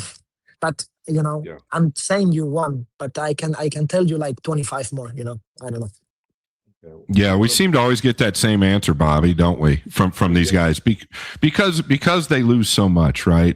Or we lose so much, or it just kind of all goes together. Listen, that's true. You're gonna lose more than wins. I mean, 100%. Any sportman. I mean, Kobe Bryant doesn't win the league all the years. No, he lost more than wins. Yes, For everybody. Yep. I mean, finally, this is a sport, but the difficult is win. That's the difficult part. Lose everybody. I hear the saying, and I used to try and tell myself, if you can lose like a champion, you will learn how to win like a champion. And I think that's really good. This break is brought to you by our sponsors. One of the great things working for Matchroom Multisport is that I get to build relationships all over the planet. I never dreamed I'd be in this position, and that's why Matchroom is always first and foremost for me and always will be. So a couple of weeks ago, two fine gentlemen, Stephen Tucker, Joe Furtado, founders of Hilltop Promotions, gave me a call. You might have already heard about Hilltop Promotions. They're out of South Carolina, and they've built a venue specifically for what they want to do. And here's what they want to do. It's the King of the Hill 9-Ball Series, where it's one-on-one. Both players are guaranteed very good money. But the key to this is the winner is going to advance, so they're going to get to play the next match with the next challenger. The match they've both been waiting for is the rematch of the 92 U.S. Open, and that's what's going to launch this platform. The 92 U.S. Open is one of the most talked about U.S. Opens in history. It's when Tommy Kennedy defeated Johnny Archer, a.k.a. the Scorpion. So in the next few months, the time is going to come where those two are going to meet head-to-head once again. As I mentioned, the winner will advance. Let's just shoot numbers out there. The winner gets $10,000. The loser is guaranteed $5,000. There's not really going to be any funny business there, and the reason being is that the winner moves on and has another shot at $10,000. All expenses will be paid to the players. They'll be put up in a really beautiful place. And let me tell you, I've already seen a video of the venue. These two gentlemen, Furtado and Tucker, they're very successful and they mean business. This venue is top of the line, and it's go time. Hilltop Promotions. Keep your eye out for them. Coming soon. And I want to talk a little bit about one of our sponsors here, the guy that made this banner right here, the Bowman Freezer. That's Elvis from In the Box. He's been with us since day one on the show. The Shark Stream Yield is my other business as well. We do business with them. They have these shirts and designs that are second to none. And you can go online at inthebox.com and check them out. They do personal jerseys, jackets, pretty much everything you need. They also sponsor players. And if you use the Bowman Freezer, you're going to get 15% off. That's right. You put your order in today, you can get the Bowman Freezer shirt. You can get your own custom jerseys, whether it's APA or your favorite player, anybody that you want to get. You can just say Bowman Freezer. You're going to get 15% your offer, 15% off your order. And that's Elvis with In the Box. So shout out to Elvis. Great job, In the Box. Well, I don't really know where to begin here, but let's just start from the beginning. Classic Billiards in South Florida. I met Dave Bartosiak and Leah about a year and a half ago. And they immediately struck me as people that just don't stop. They don't quit. They don't give up. They just continue to push forward. And the vibe in their pool room is unlike any vibe I've ever seen prior. They want people yelling, screaming, having a good time. Not to mention their food is as good as it gets. They've got the honey barbecue garlic chicken wings, and people order them from all over that area, even if they don't play pool. Something even better is they just opened a 9,300 square foot addition that gave Classic Billiards 16 bar tables and 11 big tables with a special feature. That feature is a new arena called the Aramith Arena. And in my opinion, it's one of the most technologically advanced arenas in the world, with a raised enclosed commentary platform that's directly over the TV arena. I had a little hand, very small hand in designing this, but I was with him when he was FaceTiming, or he was FaceTiming me. And this place is fascinating. One last little drop here. They've collaborated with Matchroom, and they are the host of the Premier League pool this year, the PLP. We call it a major because it's such a tough event to win. Last year it was in Bosnia. Mort Neuhausen won that event. This year it's in South Florida, Fort Lauderdale, Florida, to be particular. Classic Billiards. You got to give them a look up. If you're in the area, you better check it out. Leah and Dave Bartosiak give new meaning to new pool rooms. Beer, balls, and wings, baby. I want to talk a little bit about Tommy Supplies. That's TommySupplies.com. And Tommy Supplies is a tattoo supplying company. They're one of the largest in the world. They're located right here where I'm from in Connecticut, and they are unbelievable. I checked out their factory. I'm friends with the owner, Tommy, and he's doing incredible things, not only for tattoos, but he also is all over the place. He does tattoo conventions, and he's on the news. He's really doing big things. He's obviously sponsoring the Boom and Freezer show. So again, shout out to him. Great job. But Tommy's Tattoo Supply has some great products. They have Starbright ink. It's incredible ink. It's one of the most, I guess, best things out there for tattoos. You got to check it out. That's TommySupplies.com. Get your products from them. TommySupplies.com. Tommy's Tattoos. Thanks for being a sponsor. Now, back to the show. All right, let's talk about your biggest win. What was your biggest win? Was it one of the WNT events? Was it your junior championship? Was it your biggest I win? mean, I'm gonna give you like probably like maybe two answers for me personal and for my life and in the moment. Yeah. For me was personal. For me was the World Junior Championship. Finally, it's a world champion. You know, it's like I can say like that. I'm world champion. Finally, you know, you can say it. Whatever is junior or is not junior is a world championship. You know, so for me that's the more important. But for the level, probably was like probably the Finland Open was like everybody. I think almost everybody was there because also the UK Open, the runner up, I'll take it. Also, I didn't win, but I'll take it. Right, you're 13th in the world. You're in every single event, and you still want more. But that's what you have, right? Oh, You have yeah. that hunger, right? You have to have that hunger to be a top player. Yeah, Yeah. but you know, if I'm honest with you, I mean, I heard that a lot. You know, I'm knocking the door. You know, Jonas is there. Jonas is arriving there. Jonas is in the big level right now. Whatever. You know, I'm really like that. You know, finally when the people and people like Scott or good players they talk about me like that is perfect. You know. But if I'm honest, a lot of people this season told me, you didn't play Mosconi, you were close, whatever, you know. And I say, but they tell me like with like I don't know, with sadness. In the sadness thing, they call me Yeah. like, Either oh, animosity or Like you they're know, and down. Like they're down, right? When they're saying and I it say, in their verbiage. and I say, yeah, exactly. And I say, hey, listen, I would like to play Mosconi. I would like to play World Championship. I would like to win a major, you know. But listen, I did my best. I'm happy with that, you know. If I didn't win, it's because the destiny doesn't want to win, you know. Maybe I'll arrive or not. Maybe I'll arrive the That's win, right. or maybe it doesn't arrive. But listen, I'm gonna sleep really good because I know I did my best in every tournament I play.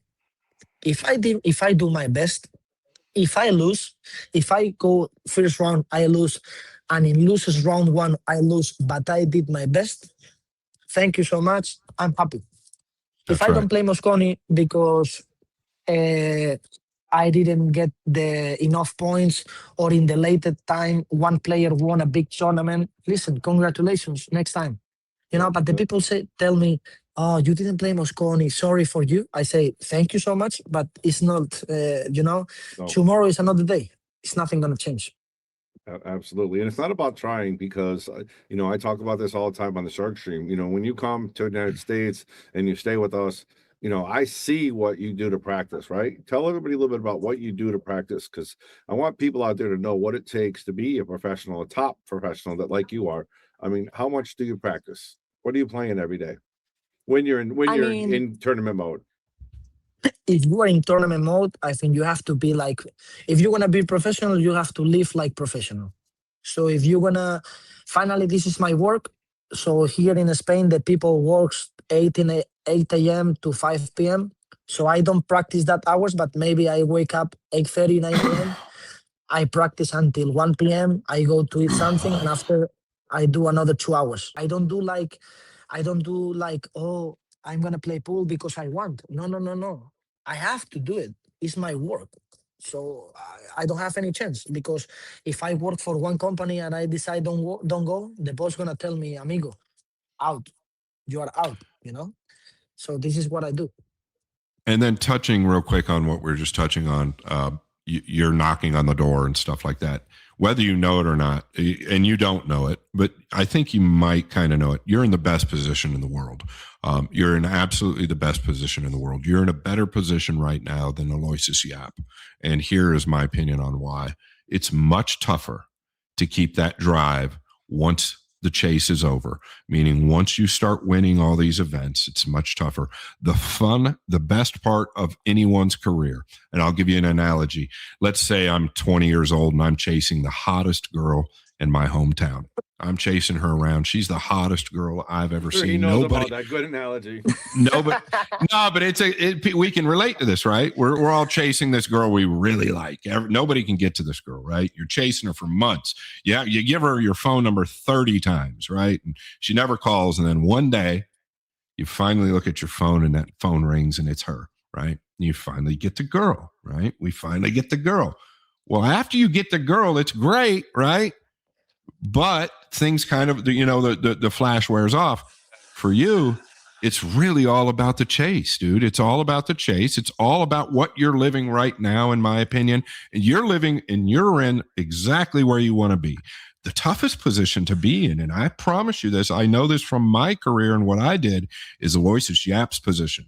Sure, if you want to look at his money and his titles, of course it's great. He's a good friend of mine. I love the guy to death. That's the toughest position to be in. Look at what Fedor Gorst is dealing with right now. Jonas Souto is in the best position he could ever be in. He knows it.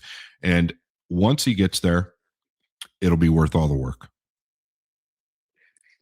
Yeah, I agree. I'm having fun so much. I like to go. And yeah, I have the motivation. I have the motivation to play whatever. If I don't win, I think Scott has reason there. For example, when you win, I think you have the obligation to win another one and another one and another one. Yeah. And if you don't win and you become third, it's like, oh, Jonas is not winning anymore. You know what I mean? It's like, hey, my friend, I won one. I cannot win all the times, but the people thinks that. So if you are knocking the door and you are there, the people is saying all the time, listen, Jonas is knocking the door. Jonas is gonna do it. He's gonna do it. So it's good. I'm in good position. Yes. Right, let's That's talk why I become runner up in the UK Open, my friend. You played perfect. Smart man. Smart man. Listen, when Yap was on the show, I yelled at him, Jonas. I'm like, what did you do to my boy? What happened? You should have won the lag. If you won the lag, everything changes. Listen, right? he told you, lucky, right? Lucky. He got it from Efren. He says lucky a lot for sure.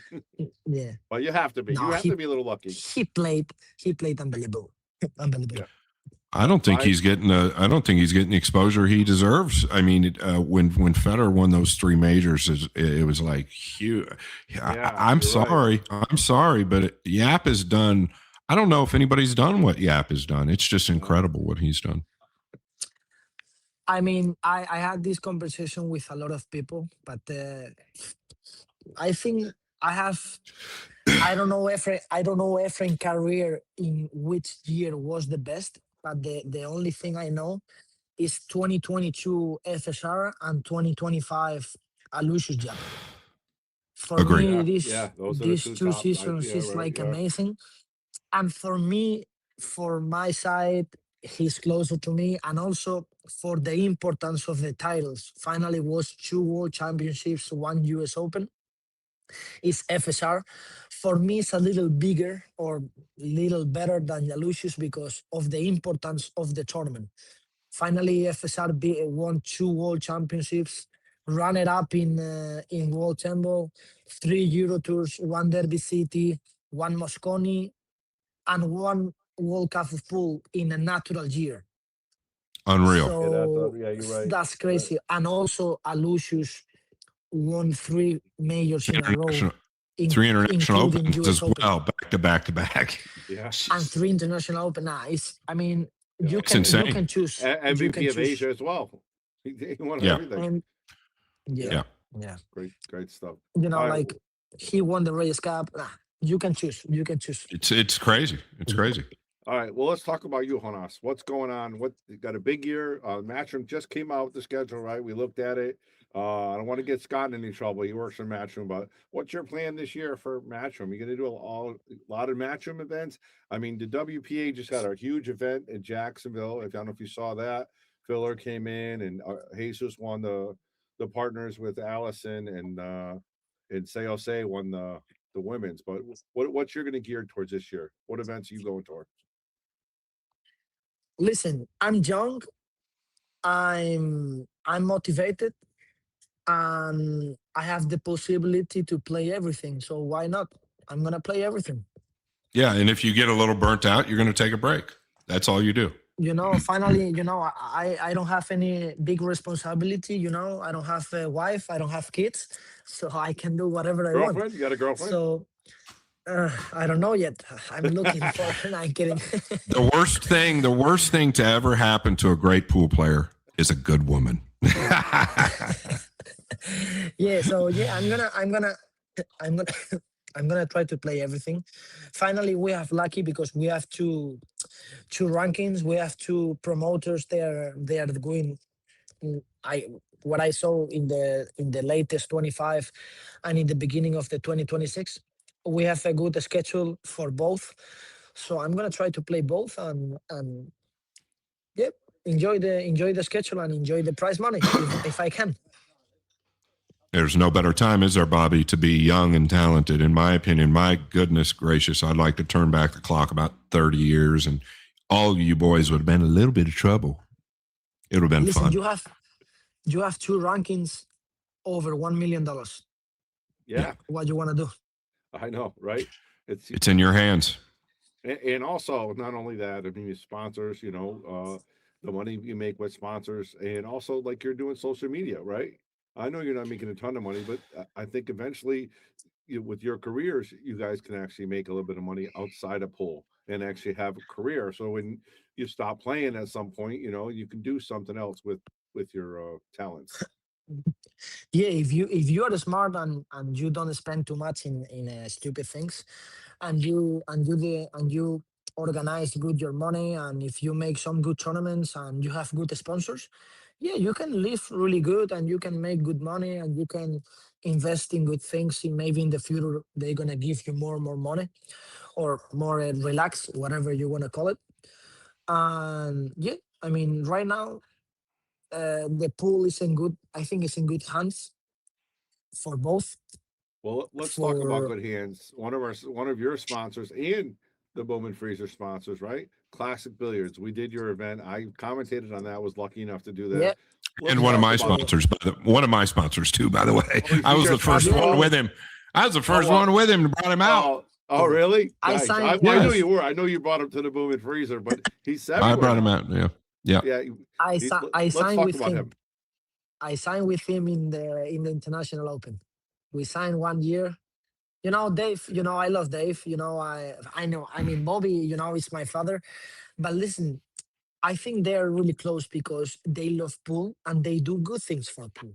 So Yes. finally, this is a good thing.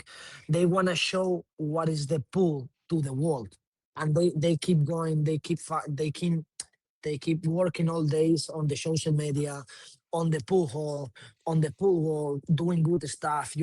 Bobby's is doing like a good ranking events in his pool hall. Dave is gonna do the PLP. I think maybe he's gonna do another ranking event. I think Bobby gonna do a ranking event also this year. So it's like, I'm really happy to be close to these people because I know they are doing good things, and I'm really, really, really proud to be with them. Absolutely, and Bobby always talks about what I do, but realistically, Bobby might not be spending $200,000 a year sponsoring players, which you know, but he is spending that in his time, and you know, so Yale Billiards, the Shark Stream, this show. When he called me, it's pretty hard to turn you down when you called me and asked me if I wanted to do the show with you.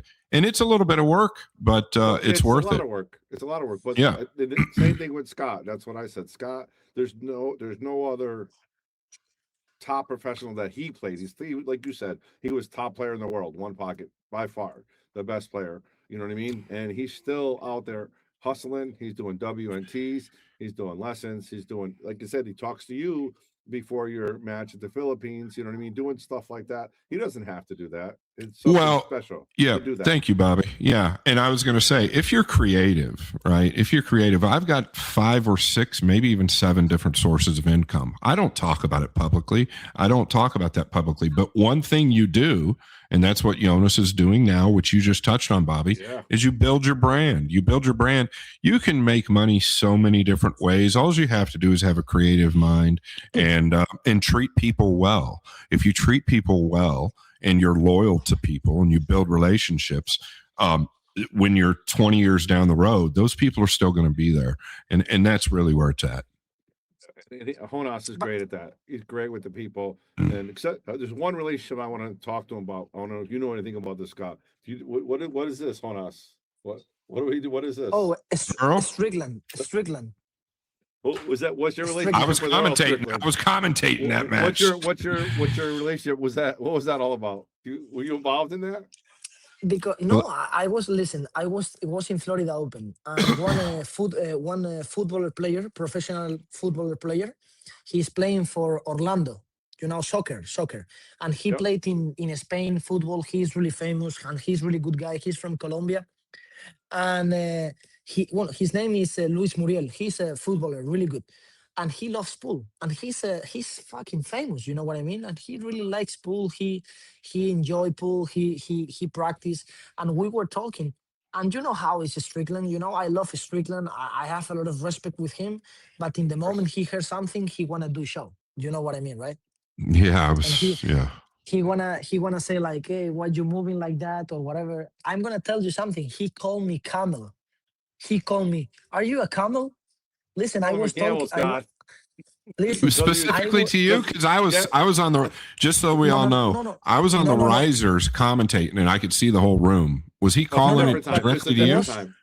Different time. It was in a different time. I was playing with him in the International Open, I think in 2022 or 2023. I don't remember. So, you know, in the International Open, they put the water and you can serve the water and you can drink. Yes. While you are playing, you're like that, and you have the table and you can serve the water and you can drink, right? So he was walking around and I got my glass of water and I'm like that. I'm like this waiting for him to shoot. And I did that. Was maybe like 8-8 or something, like was a bunch of people watching the match. And he called me like that. What the hell? This guy is a camel. He needs to drink too much. And I was like, everybody was laughing. And I was like, listen, in that moment, I was not too experienced, you know. I don't know how was him. So I was like red. I was super nervous, you know. I was like, oh my God, what happened here? You know, for me, it's a legend. I have a lot of respect with him. But if I'm honest with you, if he tells me now this, I'm gonna say, El, I respect you, but I'm not gonna get nervous. Whatever you wanna do, but you know what I mean. That's what you're supposed to do. Yeah. So at the Florida Open, because Carl Boys and I were commentating that match when Earl was playing FSR. And the shot clock was going down, and there was about 7 on the shot clock, and he's out there doing this. Was he directing that towards you? Was he looking at you? He was looking around me, around another guy. He was just putting a show on. But you know how is Matchroom social media. They want to do like the spicy thing. They're good. They want to do the spicy thing. They are good ones. So they say, was Jonas, because Jonas was there. So... But it's okay. It's okay. But listen, I'm gonna tell you something. A lot of people say, fucking Jonas. He always do that. Whatever I say, okay, guys, relax, relax. You can't win Yeah, with you're social good. media. You can't win. I mean, you say Oof. one thing and negative, people just say. We Listen, talk about that you with everybody on the show. It's do you know how many haters I have? That's crazy, bro. I Oh, listen, bro. yeah, listen, Yeah. that's crazy. Also, when I play in TV table or whatever, I saw the comments sometimes or in Facebook, and they say, no, this guy has to be super bad guy, and they don't know me because They have listen, no I'm idea. gonna tell you, if you look me for first time, probably if you don't know me, you say, oh, this guy, you know, is a blonde, he doesn't have to. He's really direct. He likes to be joking all the time. But if they know me, I 100% listen. I have good relationship with a lot of people. So everybody, I except maybe Hennessy. I mean, who likes this guy? Sorry about Nobody. that, but No, no. I mean, I've had to put him in his place a I'm time or joking. two. I'm joking. But honestly, you do. You have a great relationship with everybody. Everybody loves you here, and we love you on the yeah, show. I know that. Yeah, I know. We love you on the show. We're glad you came. I think that's it, Scott. We got it. I don't want to keep him too long. I know he's got somewhere to go. You got Yeah, anything yeah. else with us, He's in Joe? the pool room. He's in the freaking pool No, room no, right no. now. I'm No, okay. I'm okay. I'm okay. I'm You okay. okay? I'm okay. Oh, um, okay. All right. And no. listen, I think it was really I'm good. good. I'm good. I'm good with the haters, because when I doing good things, if I win or something, I You're like doing something because right. Yeah. they don't Yeah. like. The problem Yeah, is if they don't talk, is because you are not doing good things. But if you are doing good, they're gonna talk and talk. So that's good. That's good. Yeah. I agree. absolutely, I absolutely. can deal it with that.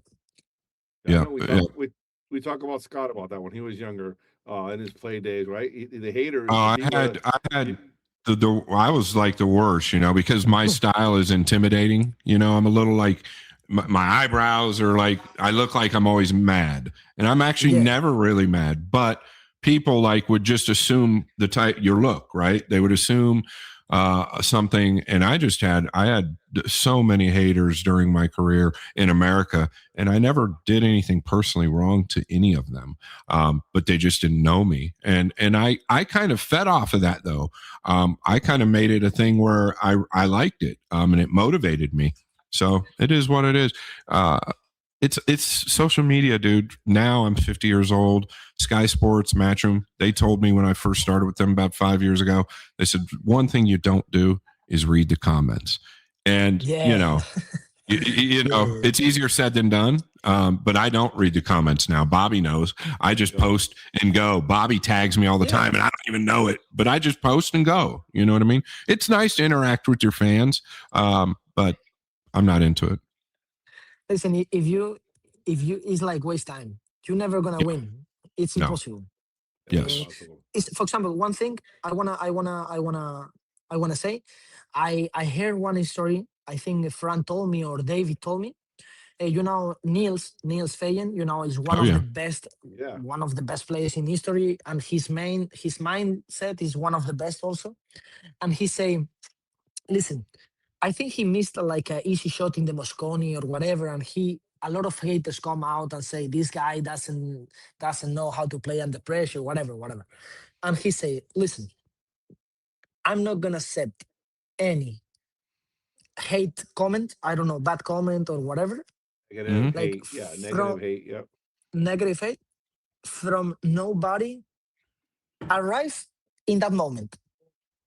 So if you are sitting in your sofa or you are watching the Mosconi from your bed and you never been in the Mosconi shooting that ball and you missed, you cannot tell me how to play it.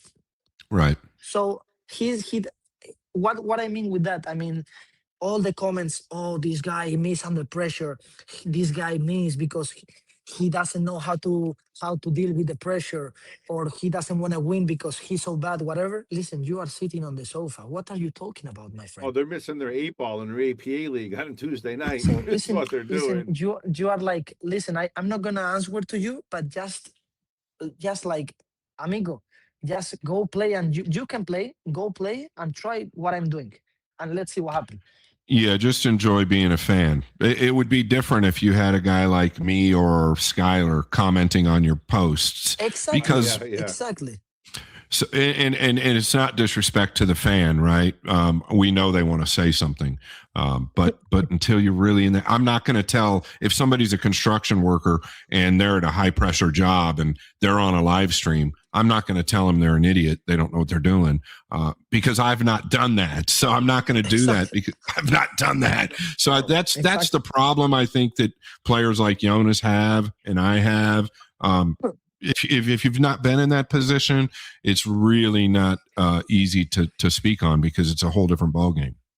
Monday quarterback, we call it in the United States. You know, we watch the games on Sunday and we talk about what they could have did, should have did, how they did it. But listen, I'm gonna be honest. I think this is good because that means the pool is growing up. Yeah, it creates drama. That creates drama. You know, finally the people want to watch the pool, want to watch the pool games, want to watch the pool matches between the professionals, and they want to comment. And finally, imagine you are a fan of the Boston Celtics and you are playing against the Phoenix and you like Phoenix. So finally you choose, you know. So if you wanna your player wins, so like create more fans, more fanatics, more everything. So I think that's good. You know, it's not bad. But if we are talking about the haters, they comment in the post and they say, listen, you know what I mean? Yeah. Let's change gears real quick. 2 questions as far as tournament goes. What's the one place that you really don't like going to play in a tournament? Like you're probably gonna go, but you don't really love it. You know, is there any place that you like you're gonna go, but you like country or pool room or anything that you So if I have a tournament and I don't want to go because I don't like too much the place. Yeah, because you don't like the place. Yeah, is there one out there that what's the place? You're not your favorite? It's a tough question. You know, not your favorite place, whether it's you don't the have weather, to answer it. the weather. No, I mean, I can answer. I can answer, and I'm probably a lot, but it's USA. You don't like playing in the USA? Which one? Which tournament? Where? Or all I of them? mean, no, All no, of no, them? no. I like no. Listen. I like USA. Yale But billiards? sometimes You better not say Yale billiards, McDermott I don't Open. no, but you know, sometimes you have to play in a, you know, in the middle of nothing, in the pool hall or whatever, and finally in Europe is too different. You know, finally we have everything closed. You know, we have we don't have to use the car sometimes, and you know it's more easy. So when you have to play a tournament in a pool hall in the middle of on one state doesn't have beach or doesn't have nothing around, you know, so it's like it's like a Long little drive. lazy, you know. I'm a little lazy to go. I'm not gonna say I don't like, but I think I prefer go to another place. You understand what I mean? Yeah. But you are going to get a lot of haters now, Jonas. It's okay. No, but I love USA. I mean, if I have to go Vegas, or if I have to go New York, or if I have to go, for example, Connecticut, because I have these people, or Miami, or whatever, is perfect. But if I have to go to the middle of Yeah. USA So and nothing to do there, is like I'll go because I have to go. But if I can choose, I can choose another place. You know what I mean? Sure. All right. It's What about nothing. I'm It's with you. nothing I'm bad. with you. No, I'm we with you. gotcha. Trust I me. totally I'm get with it, you. 'cause, like we're a couple events this year, and we're like after the tournament, like what are we gonna do, right? Like in recent, we Exactly. go I to mean, Boston, we go to the Boston game, we go to a Celtic game, we could go to a Red Sox game, right? But you go to the yeah. Midwest or some places, it's a little tougher. I know what you're saying. Yeah, I'm not gonna say in a state because maybe I can get some haters, but just imagine some pool I hall got or you. whatever, you play the tournament and you cannot do nothing later, or you don't have nothing to do because you are in the middle of nothing. Oh, so Yeah, absolutely. All right. I What about prefer your playing best? Vegas. What's your best? Yeah, you like the action. You're young, 24 We're, years we're, old, we're, Scott. Right? we're He wants working on action. we're working on something actually in Arizona we're working on, and then potentially Vegas. They're right next to each other, and there's a lot Yeah, I to know. do. So, I've been in Arizona. I've been in Arizona oh, you have? one time. Yeah, I've been in. I'm gonna tell you something. In that tournament, I shared with Mika. Rest in peace. I Yeah. shared room with Mika Imonen in that moment. Wow. Okay. All And right. he tournament was he that? told me one thing. He told me, "You remember to my nephew or something like that." I mean, I think his sister, son, or whatever. I don't know. I don't remember 100%. But he told me, "You remember to my nephew or You to my remind me. You cousin or remind me. Yeah. yeah." Yeah. No, no, no, not to him. Like maybe to You him also, said but to for you to remember them? No, no, you no. He remind told you me. remind him of them. He told me you remind me to my Okay. cousin, Yeah. like something like that. You know? Yeah.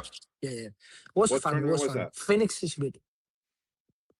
Yeah, I mean, I'm sure if we went to Uh, Arizona, Scott would take Arizona us. Open or Phoenix Open or whatever. Phoenix Open Pro Video Series in 2022. Wow. Okay. I don't know Alright. where I was. Hmm. Was I here? I don't I don't know. know. That's weird. Yeah, it was in alright. Arizona. Hans. Okay. Okay. Yeah, I believe you. Yeah. All right. What about your best place? What's the most place you have the best fun? Where I want to go 3 times this year if I could. What country? What I mean, tournament? best place. I'm gonna give you like a top three, for example. Okay. I really like Dubai. Dubai, I really like it. Dubai. Dubai. I really like Miami. Miami, I really like it. I love Yep. Miami. Yep. And also, I'm gonna give you Vietnam, Hanoi. Hanoi, Is Vietnam. top. Yeah. Hanoi or Ho Chi Minh, whatever. But Yeah. Vietnam is top. Is top. The fans, Yeah, right? yeah. The fans make it there, right? The fans. Yeah, if we're talking about the fans and be with people and feel like you are famous or feel you are like a star, it's Vietnam. Vietnam, right? In the Vietnam is the place. Philippines as well. Yeah. Also in the Philippines, but I think Yeah. the Philippines they do more for the legends, you know, for like David, Al Qaeda, for Well, you're Ralph on your way. Fouquet. You're on your way. Yeah, but I feel it more in Vietnam, you know, Sure. because I think in Vietnam it's new, you know. Philippines Yep. is more than 30 years, 40 years. Yep. Right, the Vietnam is only history, 5 the years, history. so they have history, you know. Yeah, Hanoi's insane. Carl and I had Yeah. motorbikes there. The pool rooms there are crazy. It's just insane, and they're a You know, modern generation. I Huh? remember in the Hanoi Open, I went to a date with one girl I met there, you know, and I was really good, you know. And I was like that. I was eating, and the waiter comes and you say, "You are Jonas Souto?" I say, "Yes." And he told me, "Can we do a photo?" I say, "Of course." And I say, "Listen, this girl Oh, gonna you love were me, you in. know." You were in, bro. I'm in, How much? How in. much? How much did you pay the waiter to do that, bro? How much? And she told me, "Hey, why he's asking for a photo?" I say, "I'm professional pool player, whatever, blah blah blah blah blah blah blah blah." And she was like, "Oh wow, really into, you know, like a good thing." It was a good. And after I give the 5 hands to the guy, you know, I say, "Thank you, my man." Yeah, love it. That's good stuff. It was No, good. but that's really good, right? Like I've said it for years. When people would say, when I was at my best and I was beating effort a few times, they'd say, "Oh, well, then you're famous." I said, "Listen, I can go through a grocery store and nobody will ever recognize me." Okay. So in the pool world, my whole point is we're just pool players. But when you go over to Hanoi, when you go over to the Philippines, it does make you feel good because they do show respect to you as a player and a person, and I think that you deserve that. I think you deserve that. For sure. Yeah, yeah. Listen, All right. sorry, I love USA. Eh? Don't take a No, they mistake. know that, bro. They know that. Okay. I'm just messing with you. I'm just messing with you. That, trust me, they know that. What's your favorite food here in the United States? Not Wawa's. I mean, you don't have I love Wawa. home food, you know, but Wawa is really good. I love Oh, Wawa. I love Wawa. Their soup is so But good too. The soup, I chicken think my soup. I'm Yeah, gonna tell bro. you something. My favorite restaurant from USA, I think, is Texas Roadhouse. I love it. Oh yeah, I love it. me too. I love For the I money, love for the money, absolutely. I'm Yeah. with you. Yeah. I mean, I'm saying like you're gonna spend like 30-35 bucks and Yeah. a good steakhouse, a good Yeah. steak, a good food. You know, I like it. I really like Good it. call. Good call. Okay, guys, thank you so much for treating me like that, and hopefully Thank you, it's bro. good. Thanks for Thank joining you us. I appreciate very it, much. You know that. Appreciate it, bro. You know that. Yeah. Thank you for everything. Okay, bye and All good right. night. I'll Cheers. talk to you pal. soon. Before we go, a big thank you to our sponsors who make this show possible: Jay Flowers, Classic Billiards, Tommy's Tattoo Supply, Nick Marino Billiards, Metro Sports Bar, Anytime Billiards, Control the Rock, Agape Sober Homes, Wayne Harriman, Andy Gow, In the Box, PNW Pool Thing, and Hilltop Promotions.